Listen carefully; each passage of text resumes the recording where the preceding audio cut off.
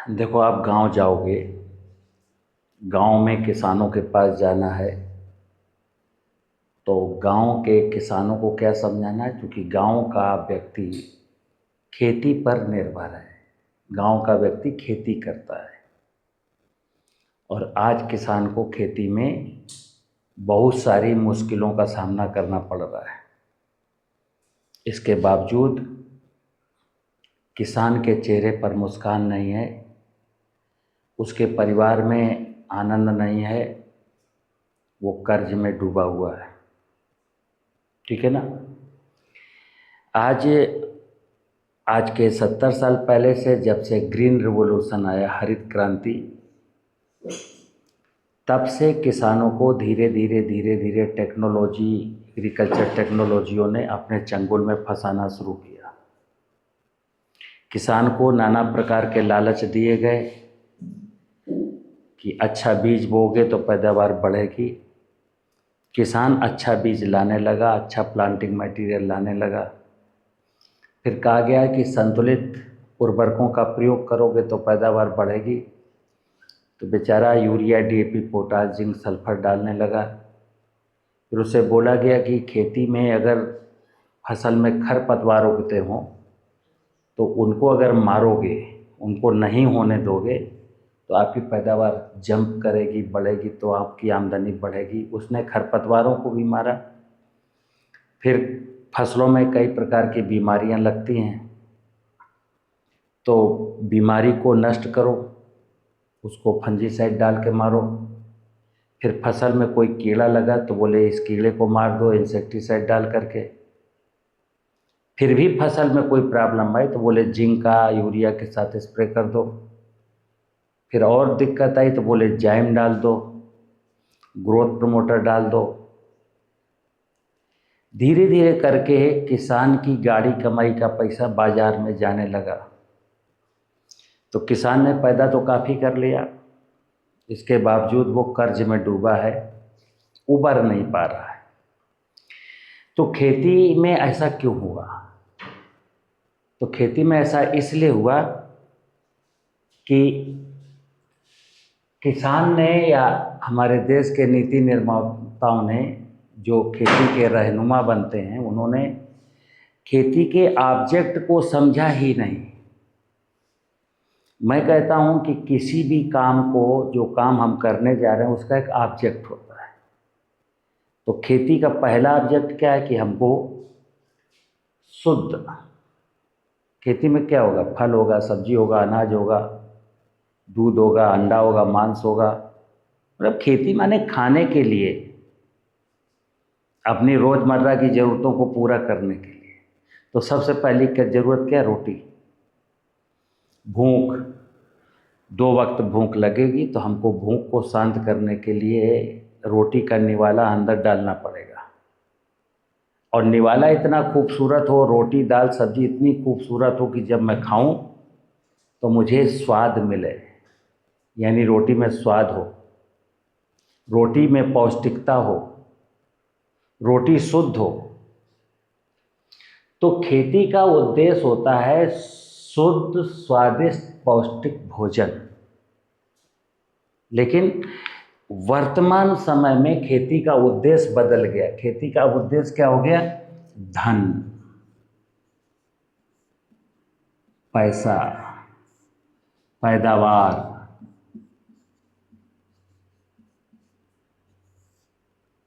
ये ऑब्जेक्ट हो गया। धन मिले, पैदावार बढ़े, शुद्ध भोजन मिले ना मिले, भोजन में स्वाद हो ना हो, भोजन में पौष्टिकता हो ना हो, भोजन करके मैं कैंसर का मरीज बन जाऊं, कोई परवाह नहीं। हमको तो साहब खेती में धन, रुपया मिलना चाहिए। तो कहते हैं दुविधा में दोनों गए, माया मिली न राम। क्योंकि मैं कहता हूँ खेती एक धर्म है। सबसे बड़ा, संसार का सबसे बड़ा धर्म है खेती। क्योंकि खेती प्रकृति की व्यवस्था के साथ मिल करके की जाती है, प्रकृति की व्यवस्था को सलामत रखने के लिए की जाती है। लेकिन अभी खेती धन के लिए की जाने लगी, तो ऑब्जेक्ट बदल गया। तो जब ऑब्जेक्ट बदल जाता है तो अब भोजन शुद्ध नहीं है, भोजन में स्वाद नहीं है, भोजन में पौष्टिकता नहीं है, और इस लालच में किसान के पास धन भी नहीं है। अब तो किसान के पास धन नहीं है, उसकी ज़मीन बंजर हो गई, ज़मीन के नीचे का पानी खत्म हो गया, ज़मीन के ऊपर की बायोडाइवर्सिटी खत्म हो गई, न शुद्ध रोटी दाल सब्जी है, न उसमें स्वाद है, न उसमें पौष्टिकता है। सारा का सारा किसान फैमिली, गांव पूरा जो है ना वीरान हो गया। ज़मीन वीरान हो गई तो गांव वीरान हो गया। तो जब आप गांव में जाएंगे तो क्या बताएंगे लोगों को? गांव में ये सच्चाई रखेंगे कि खेती का उद्देश्य है शुद्ध स्वादिष्ट पौष्टिक भोजन। और खेती का मतलब क्या है? खेती के दो मतलब हैं, क्योंकि मैंने कहा खेती एक धर्म है। खेती का मतलब है कि प्राकृतिक संसाधनों का संरक्षण। प्राकृतिक संसाधन मतलब क्या है? भूमि, ये प्राकृतिक संसाधन है, और जल, पानी। देखिए कहा गया है कि रहीमन पानी राखिए, बिन पानी सब सून, पानी मिले न उबरे मोती मानस चो। लेकिन आज की खेती ही पानी को कंसीडर नहीं कर रही है। आज गांव के तालाब खत्म हो गए, कुएं सूख गए, मेड़ें कट गई, बारिश का पानी होता है बरस करके बाहर गांव के निकल जाता है। फिर वो किसान खेतों में सिंचाई देने के लिए गहरी गहरी 300 फुट 400 फुट की बोरिंग कराता है। प्राकृतिक संसाधनों का संरक्षण यानी जल का संरक्षण, यानी बरसात का पानी का संरक्षण, और भूमि का संरक्षण। तो अब कोई कहेगा भूमि कहाँ भगी जा रही? भूमि तो है, लेकिन नहीं, भूमि की उर्वरा शक्ति का संरक्षण। भूमि के जितने करेक्टर हैं, उसके biological character, physical character, chemical character, उनका संरक्षण। भूमि खराब ना होने पाए, भूमि बंजर ना होने पाए। और एग्रीकल्चर की परिभाषा है कि फसलों का और भूमि का ऐसा मैनेजमेंट कि हमारी सभी ज़रूरतें पूरी हो जाएं, लेकिन भूमि की फर्टिलिटी पर कोई एडवर्स इफेक्ट ना पड़ने पाए। लेकिन आज तो ये परिभाषा बदल गई। आज क्या हो गया? भूमि से अधिक पैदावार कैसे मिल जाए, भूमि बर्बाद हो जाए, पानी खत्म हो जाए, तो हमें कोई परवाह नहीं। ठीक है ना? तो मतलब खेती का मतलब है प्राकृतिक संसाधनों का पहला ऑब्जेक्ट है हम अपनी सॉइल को कैसे अच्छा बनाए रखें, और हम अपने भूगर्भ जल स्तर को कैसे ऊंचा बनाए रखें। दूसरा मतलब क्या है? बायोडाइवर्सिटी का संवर्धन। अब जब बायोडाइवर्सिटी आती तो बायोलॉजी पढ़े हो, बॉटनी और जूलॉजी, इनको मिला के क्या कहते हैं? बायोलॉजी। बायो से बना है बायोडाइवर्सिटी, जैव विविधता का संवर्धन, यानी कि नाना प्रकार की वनस्पतियां।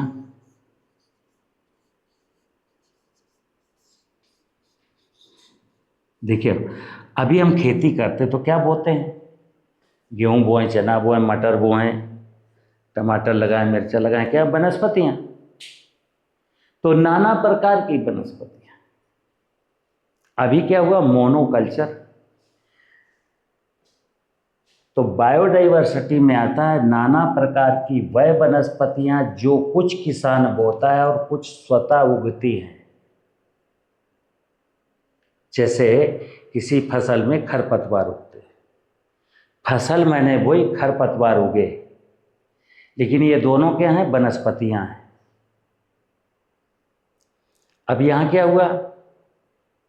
हमने कितने अज्ञानी हो गए। पहले तो मैंने वनस्पतियां नहीं बोई, वनस्पति बोई। केवल 5 एकड़ में जमीन है, 5 एकड़ में गेहूं बोया। हमें बोना चाहिए जौ, गेहूं, चना, मटर, मसूर, राई, अलसी, ये वनस्पतियां हुई। तो मैंने 6-7 वनस्पतियों को छोड़ करके केवल एक की खेती की, उसको कहते हैं मोनोकल्चर, सिंगल क्रॉप लेना।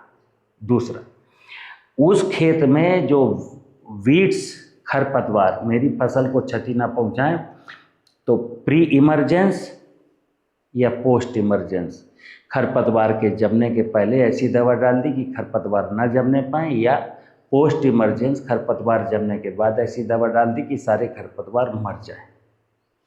तो मैंने वनस्पतियों को मारा। अगला क्या है, नाना प्रकार के जीव जंतु,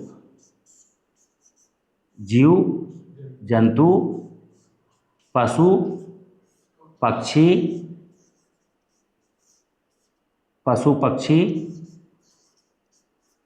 कीट पतंगे, ये बायोडाइवर्सिटी, ये जूलॉजी का विषय है ना। अभी इन कीट पतंगों में मैं देखता हूं कि ये कीट मेरा दुश्मन है, ये पक्षी मेरा दुश्मन है, ये जीव मेरा दुश्मन है। तो इनको इंसेक्टिसाइड लेकर के मारो। जमीन की फर्टिलिटी को लूटो, जमीन के नीचे भूगर्भ जल को लूटो, वनस्पतियों को वीडीसाइड लेके मारो, और जीव जंतु पशु पक्षी कीट पतंगों को से अपनी दुश्मनी खोजो। किससे किससे मेरी दुश्मनी, उनको इंसेक्टिसाइड लेके मारो। तो क्या हुआ कि भूमि बंजर हो गई, जल खत्म हो गया, वनस्पतियां बहुत सारी खत्म हो गई, बहुत सारे जीव जंतु खत्म हो गए, और भोजन मेरा स्वादिष्ट नहीं रहा, पौष्टिक नहीं रहा, और साथ साथ इसमें, इस भोजन में वो चीज़ें मिला दी जो मनुष्य के लिए बहुत हानिकारक है। जैसे वहाँ पर हमने जितने प्रकार के पेस्टिसाइड डाले, फंजीसाइड, इंसेक्टिसाइड, वीडीसाइड, वो क्या हुआ, हमारे भोजन में मिल गए।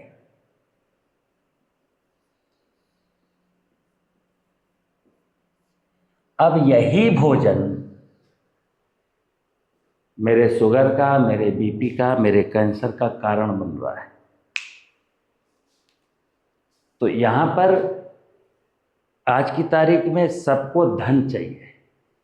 सबको क्या चाहिए, धन के पीछे दौड़ती हुई दुनिया अपना जीवन भूल गई, अपना स्वास्थ्य भूल गई, अपनी खुशियां भूल गए। कैसे हैं, पहला सुख निरोगी काया। सब लोग कहते हैं हम सुखी रहना चाहते हैं। सुखी का मतलब पहला इंडिकेशन है कि पहला सुख निरोगी काया। हमारा शरीर में कोई बीमारी ना हो तो हम मान लेते हैं कि मैं सुखी हूँ, लेकिन अब तो सबकी काया रोगी हो गई। हर व्यक्ति को कोई ना कोई बीमारी है, छोटी हो या बड़ी हो। किसी का पेट साफ नहीं होता, किसी को चक्कर आता है, किसी को अक्सर बुखार आ जाता है, किसी को शुगर हो गई है, किसी की बीपी बढ़ी हुई है, किसी को कैंसर हो गया है। आज 27% महिलाओं को, नवविवाहित स्त्रियों को गर्भ धारण नहीं हो रहा, यानी 27% बच्चियां जिनकी शादी हो जाती है वो बच्चा पैदा करने की सामर्थ्य नहीं है। आज 20-25 साल में हार्ट अटैक होने लगा है। आज युवा पीढ़ी डिप्रेशन की शिकार है। जाने कितने बच्चे सुसाइड कर लेते हैं।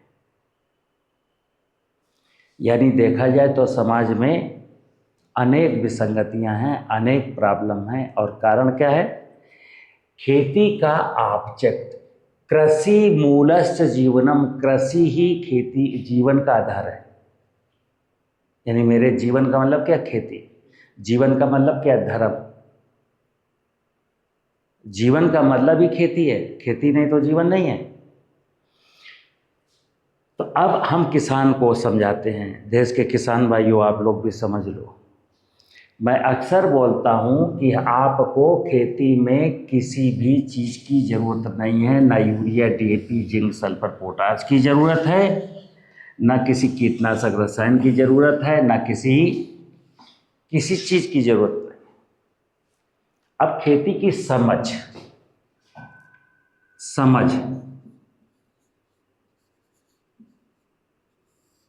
खेती की समझ क्या है। एक तो मैंने बोलता हूँ अक्सर कि हमारा इस प्रकृति की व्यवस्था से कोई संबंध है। अभी तो हमने संबंध जाने नहीं। मतलब स्वतः मैं संबंध पता नहीं करता हूँ कि मेरा इस ज़मीन से, इस पानी से, इस जंगल से, इन जानवरों से क्या संबंध है। संबंध है, मेरा जीवन उन्हीं की बदौलत चल रहा है, लेकिन मेरे मानस पटल पर, मेरे अंतःकरण में उसके बारे में कोई विचार नहीं है। लेकिन जब कोई कहता है धरती से संबंध है तो कह देते हैं हाँ है, पानी से संबंध है तो हाँ है। तो हमारा संबंध, ये जो खेती हम कर रहे हैं, खेती कर रहे हैं खेत में। खेती कहाँ करते हैं? खेत में। जैसे गन्ना बोएं, कपास बोएं, सोयाबीन बोएं, कुछ भी बोएं, जमीन तो चाहिए ना। अब जमीन कैसी है? धरती माँ। ये जो खेत है इसको मैं धरती बोलता हूँ। धरती के आगे माँ भी लगाता हूँ। धर्म का पहला सूत्र है धरती माँ। धरती में रहता हूँ, धरती में नीचे छेद करके पानी निकाल के पीता हूँ। धरती में खड़े हुए जंगलों से ऑक्सीजन मिलती है। धरती में कल कल बहती हुई नदियाँ हैं। धरती में समुद्र है। धरती में बारिश होती है। धरती मतलब धरती ही धरती। इसी धरती माँ की कोख में, धरती माँ की कोख में मैं किसी भी फसल का बीज क्या करता हूँ? बोता हूँ।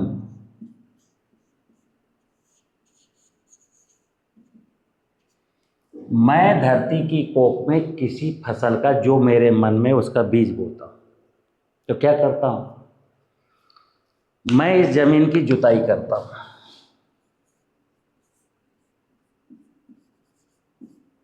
चूंकि बीज अगर जमीन के नीचे नहीं जाएगा, जमीन के नीचे नमी है, और जब जमीन की नमी से बीज फूल जाएगा तो उसका जर्म प्लाज्म जमेगा और जड़ बनेगी और ऊपर का तना बनेगा।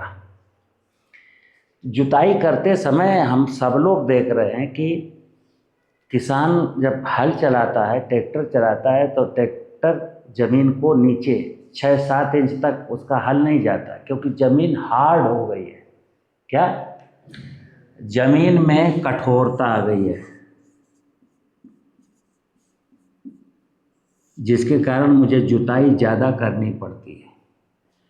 अब इसमें लागत लगती है। अगर ज़मीन मेरी सॉफ्ट हो जाए, ज़मीन कठोर ना हो, तो हम जहाँ 4 जुताई करके फसल बोते हैं, वहाँ हम 2 जुताई या 1 जुताई करके बीज बो सकते हैं। तो लागत बढ़ गई। जमीन जब ये धरती माता की कोख खराब है, यानी कि इसमें जीवांश कार्बन 1% से अधिक होना चाहिए, जो 0.3% बचा है। तो इसी जीवांश कार्बन से, जो जीवांश है वही फसल का भोजन है।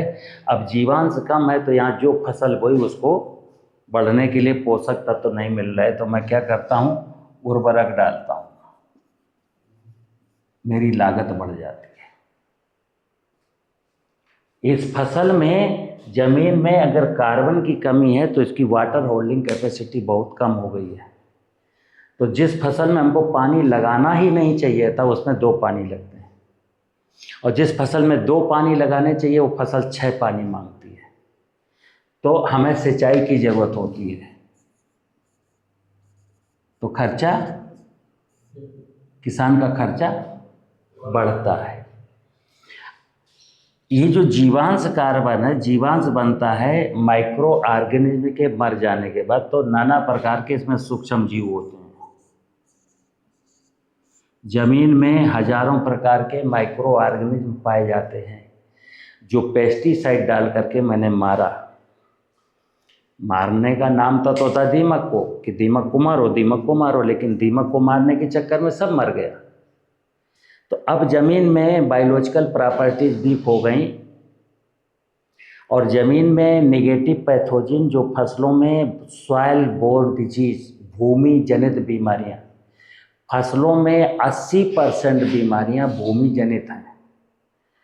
जो अगर सॉइल की इकोलॉजी सही होती, मतलब सॉइल की बायोडाइवर्सिटी सही होती, मतलब सॉइल में नाना प्रकार के सूक्ष्म जीव होते, तो वो बेनिफिशियल माइक्रोब निगेटिव पैथोजन को वहीं ख़त्म करते रहते, तो फसल में बीमारी ना आती। लेकिन चूंकि मैंने दीमक मारने की दवा डाली तो सब मर गए। तो अब निगेटिव पैथोजन को कोई कंट्रोल करने वाला नहीं है, इसलिए मुझे इंसेक्टिसाइड डालना पड़ता है, फंजीसाइड डालना पड़ता है, तो फिर लागत बढ़ती है। ये जब ह्यूमस की मात्रा, कार्बन, जीवांश कार्बन की मात्रा बहुत होती है, तो फसलों को संपूर्ण, जो वैज्ञानिक लोग कहते हैं 17 पोषक तत्व, 17 पोषक तत्व फसल को चाहिए। 17 में 3 तो मिल जाते हैं, ऑक्सीजन, कार्बन, हाइड्रोजन वायुमंडल से, लेकिन 17 में 14 बचे। 14 में से तो आप यूरिया, नाइट्रोजन, फास्फोरस ही देते हैं, 12 की कमी है। और नाइट्रोजन की अधिकता है। जिस फसल में नाइट्रोजन की अधिकता होगी, क्योंकि नाइट्रोजन, यूरिया सबसे सस्ती है, तो जहाँ नाइट्रोजन की अधिकता होगी वहाँ इंसेक्ट ज़्यादा लगेगा, और जहाँ पोषक तत्वों के बीच में बैलेंस होगा वहाँ इंसेक्ट कम लगेगा। तो यहाँ इंसेक्ट ज़्यादा आने लगे तो कीटनाशक डालना पड़ रहा है, तो लागत बढ़ी ना। चलिए, तो अगर हमारे पोषक तत्व संतुलित हों और खेतों की मेड़ों पर पेड़ हों, जो मैंने यहाँ जंगल बताया था, वनस्पतियाँ, जमीन, जल, जंगल और जीव, अगर मेरे खेत के आसपास मेड़ों पर जंगल होता, जंगल का मतलब कई प्रकार की अकौड़ा, धतूरा, झाड़ी, झंखाड़, आम, नीम, पीपल, बबूल, सहजन, ऐसा कुछ भी प्लांट होते, तो नाना प्रकार के प्लांट होते, तो नाना प्रकार के कीट पतंगे, नाना प्रकार के पक्षी वहाँ होते जो इंसेक्ट को खाते। फसल को नुकसान करने वाला कीड़ा जब भी कोई आता तो वो चिड़िया खा लेती। अब चूँकि वो चिड़िया है नहीं, मैंने सारे पेड़ झाड़ी सब खत्म कर दिया, तो अब इंसेक्टिसाइड की ज़रूरत पड़ती है। फिर इसी फसल में एक होता है खरपतवार। क्या? जो मैंने शुरू में बताया, फसल के बीच में कुछ खरपतवार उगते हैं। ये खरपतवार, मैंने कहा कि खेती धर्म है। धर्म का मतलब होता है सर्वे भवन्तु सुखिनः सर्वे सन्तु निरामया। हे धरती माता, हे ईश्वर, हे शिव भोले बाबा, हे परमात्मा, मैं चाहता हूँ कि धरती पर तुमने जितने भी प्रकार की इकाइयाँ बनाई हैं वो सभी सुखी हों और सभी निरोगी हों। हमको सभी को सुखी रखना है, सभी को निरोगी बनाए रखना है। लेकिन आधुनिक जो कृषि का विज्ञान है वो किसी को भी सुखी निरोगी बनाना तो दूर, उनको जिंदा रहने की इजाज़त नहीं देता कि जो खरपतवार हो गए इनको मार डालो, ये जो कीड़ा है इसको मार डालो, ये जो चिड़िया हैं इनको मार डालो। यानी ज़बरदस्ती अपनी इस नेचर में, अपनी ज़िंदगी के साथ अपने दुश्मन बनाओ और दुश्मनों को मार डालो। इसलिए किसान खेती करता है, बहुत सारी फसलें पैदा करता है, बहुत सारी लागत लगाता है, लेकिन उसको कुछ बचता नहीं है। तो किसानों को क्या समझाना है? अब सीधी सीधी बात है, आज की तारीख में आप किसान को क्या समझाएंगे? अब कोई किसान ये बात समझ जाए, क्या दो सब सदे सब साधे सब जाए। किसान को समझाना है कि हे किसान भाई, हे चाचा, हे ताऊ, हे भैया, तो मैं अपनी धरती माँ, यानी आपके पास जो 5 एकड़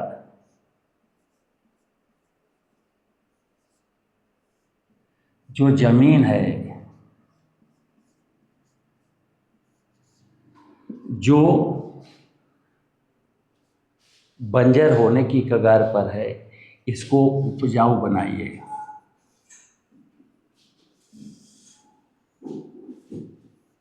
अगर इस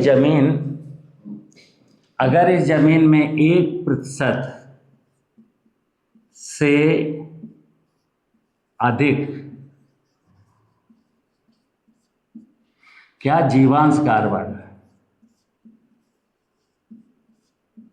कर दोगे,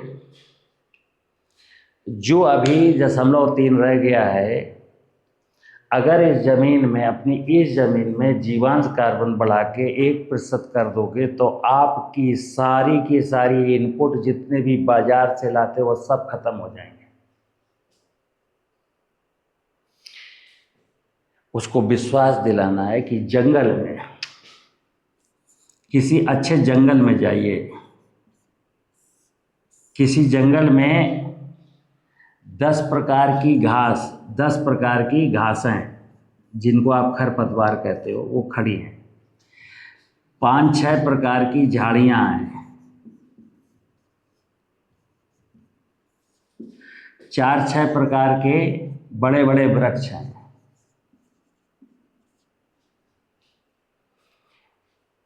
यानी कि 20-25 प्रकार की वनस्पतियां वहां पर हैं वन टाइम।